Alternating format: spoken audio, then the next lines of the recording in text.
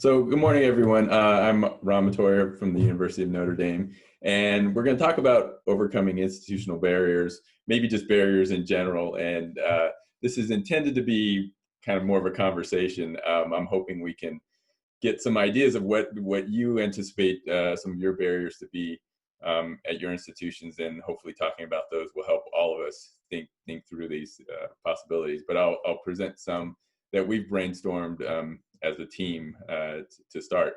But I want to start with this question first, and I'd like you to use your yes/no section in the participants pane. So if you click on participants, it'll open up a window, and you'll see there's a little yes or no. And I'd like to know how many of you have worked on BPC activities for many years. So thought about these things, worked on these things actively. Just a quick show of yes or no on this, and I'm going to give you a few. What is your definition of many? 2 or 3 even. You know, you've done this for an extended period of time. It's not just been since you signed up for this workshop, let's say. So far I've got 35 yeses and 15 no's. So a significant portion of you have worked on this topic for a while, or at least thought about it, right? And so that leads me to what I'm going to say is our first barrier that I want to look at here, and that is baggage from past experience. And so what do I mean by this? What I mean by this is many of us may have worked on this for a while, and if you've worked on broadening participation for any amount of time, you've run into roadblocks along the way, and you've had to probably argue for why this is important, right? And so that can certainly build up in a person's mindset, right? And give you maybe a somewhat of a bitter attitude sometimes towards, let's say, colleagues who haven't been behind you in your efforts in the past, right? So I want to encourage us all to really think about this as an opportunity, and to start from a positive place. Kind of ignore all of those things that have happened in the past, and don't assume that we're going to have barriers based on prior experience. Don't assume colleagues aren't going to be, who may not have been supportive in the past, aren't going to be ready to help, because as we know, we're in an interesting time, historically, and where society is right now. And I think that you're going to find that people are going to be more receptive to this now than they would have been a year ago, for sure. So this is really an opportunity for all of you to really lead that effort that has this renewed importance on campuses around the country. I firmly believe we'll find that our faculty want to do better. All of our faculty, even those who've shown no interest in the past, may be showing some interest now. Maybe those who may have looked at it in a negative light may be coming over to see it as for what it is, something that's important in our field. And so I'm hoping that we'll all be pleasantly surprised, especially in today's climate. So bring your knowledge and your experience, focus on leading and being very positive in this renewed important area, and focus on what can be changed. You know, what do you have that's under your control at your university? What are the levers that you have? Right? There's certainly going to be lots of roadblocks. We saw some of those yesterday, and we'll probably talk about some more today. But there's always a way around, right? And I think that's going to be the key, is figuring out, what are the levers that you have, what are the levers you don't have, and really focusing on those things that you can change at your university. All right, let's go into the next one. Another question. So let me clear the yes and no's here. So should say click yes if you think it's going to be a challenge to get buy-in in your department or school or institution or whatever it is. This must be a harder question to answer because I'm not getting the answers as quickly. Ron, there's a question, buy-in in terms of funding? Oh, buy-in in terms of recognizing this as an important effort and participating in it. Sorry, I wasn't clear there. So far, we've got 27 no's and 15 yeses. So that's good. So we're on the side of more of you think it's going to be easy to get buy-in than not. So that's good to hear. I think the important thing, one of the important things in getting buy-in is making sure everyone sees their role. So I think it will certainly be a barrier.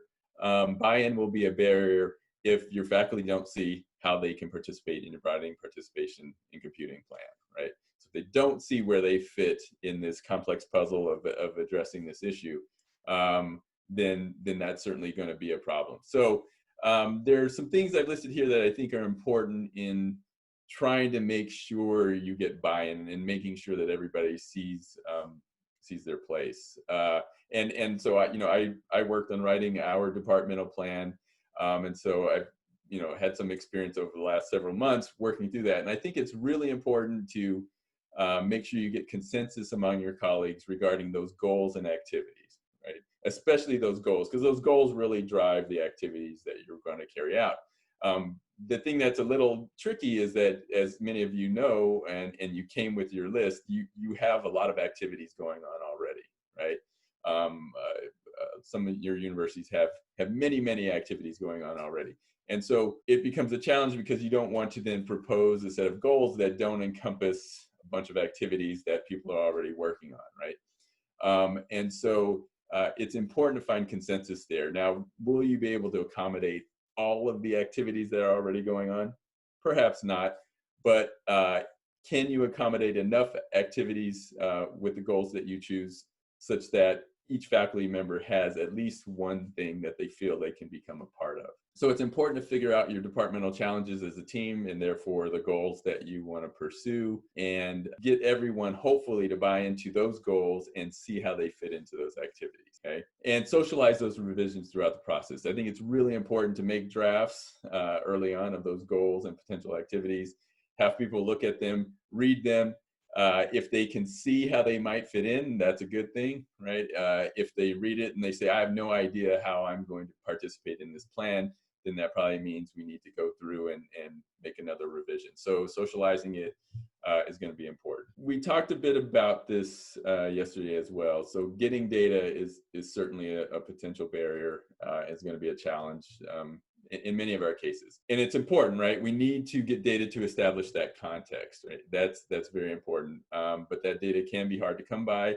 Yesterday, we pointed out the IPEDS data that's available through BPCnet portal. It's a great place to get data.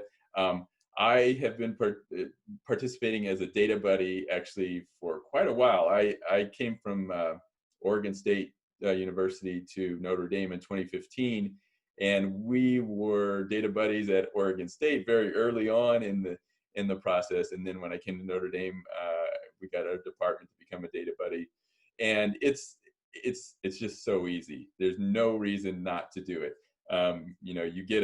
You get an email saying, it's time to distribute your data buddies survey. I work with our one of our administrators who sends it out to all the students. We may ping the students again once or twice just to make sure that they fill it out. And then, a report shows up probably several months later. I don't even remember how long it is. And it's great. And we use it every year. We'll review our data buddies report. In fact, we just talked about ours last week in a faculty meeting, and really use it to think through some issues we found with our graduate students.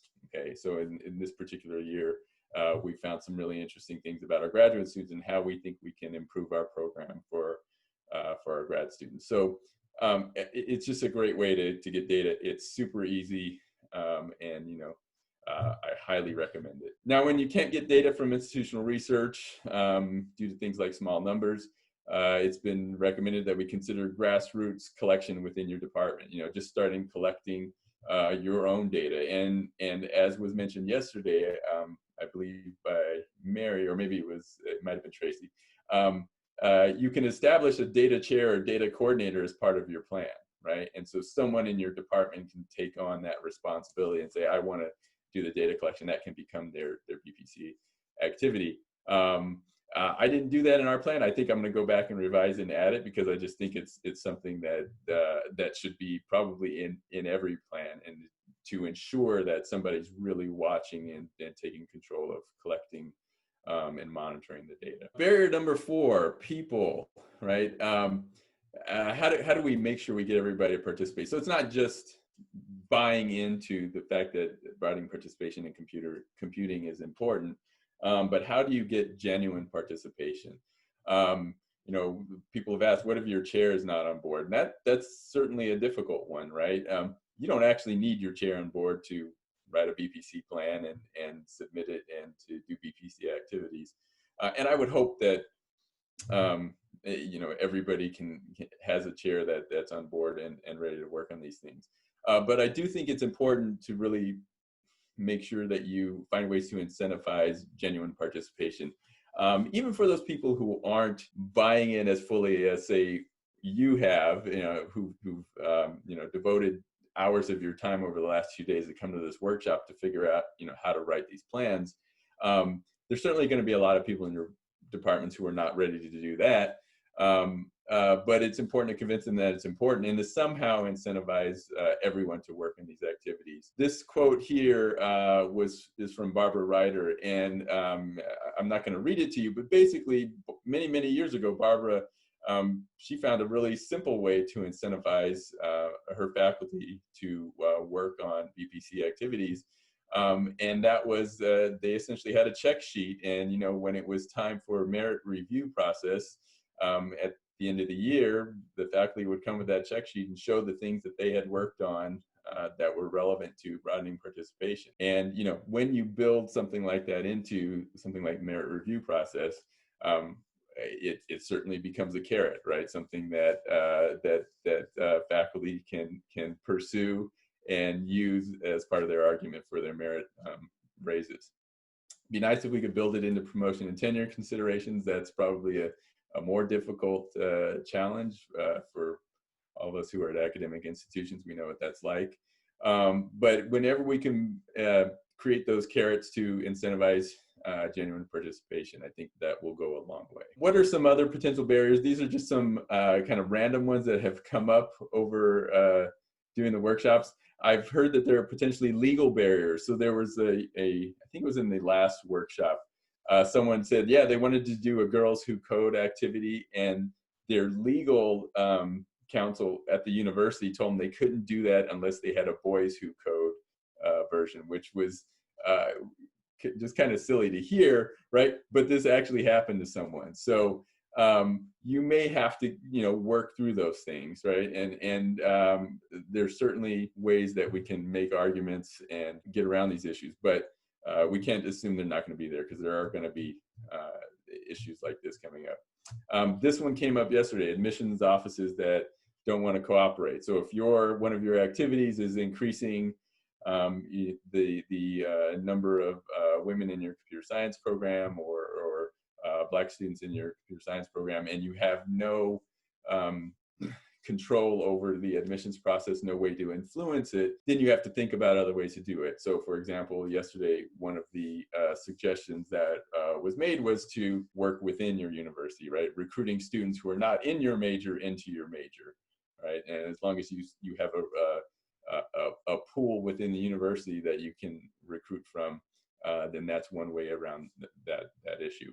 I've also heard people say, look at transfer students, right? That's another way to try and get around issues like those with admissions offices. If you have a diversity program that doesn't play nice, and I'm trying to remember the exact context that this one was made in, but I believe it's where you may have a diversity and inclusion office of some sort that for some reason doesn't align with the things that you want to do or doesn't think they're appropriate. So again, these things can come up, and we just have to be able to persevere and find ways around these issues.